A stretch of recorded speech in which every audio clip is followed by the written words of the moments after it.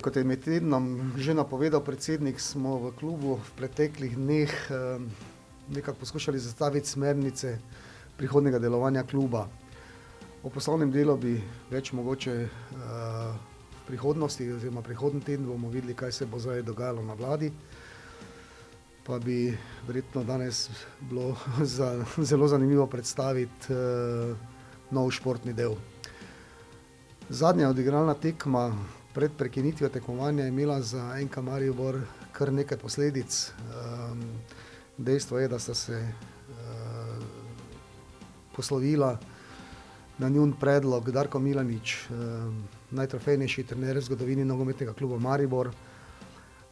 Nekaj dni kasneje športni direktor Zlatko Zahovič, torej daleč najuspešnejši klubski funkcionar v zgodovini nogometnega kluba Maribor, in tudi ob tej izkoristil bi to priliko, da bi v imenu nogometnega kluba in v svojem osebnem imenu se ima res iskreno zahvalo za eno fantastično sodelovanje, za vse uspehe, ki smo jih dosegli v teh letih in vzpostavitvijo brenda z Evropo, in obema res ob tej priložnosti najlepša hvala. In jasno, da jim želimo vse najboljše, bilo kako se bo ta za svojo nadaljnjo športno pot odločila. Dejstvo je pa to, da je zdaj potrebno se lotiti nekje nove zgodbe, stopiti moramo na novo pot. Situacija, v kateri smo se dejansko ob izbruhu pandemije znašli vsi skupaj, bo od nas dejansko zahtevala en celoten reset.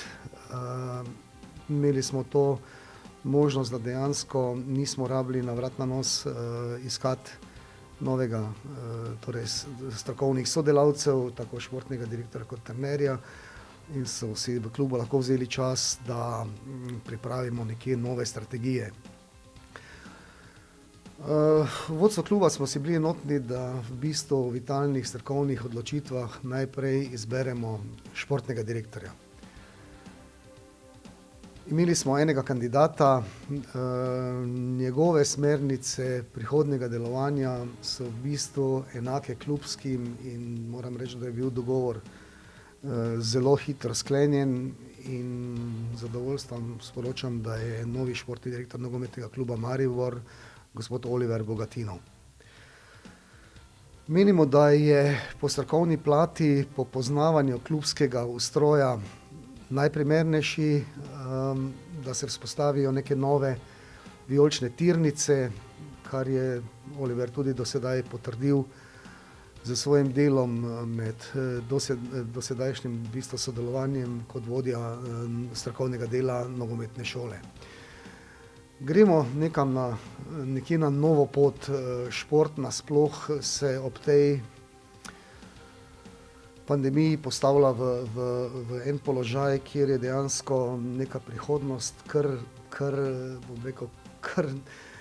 postavljena pod dosti vprašajev. Dejstvo je, da nikoli ne bo več enako, kot je bilo. Klubi se moramo v bistvu na novo strukturirati, moramo razmišljati dalje, kako zadeve peljati. Ni to problem samo nogometnega kluba Maribor, ampak mislim, da celotnega športa v Sloveniji, tako kot tudi na svetu.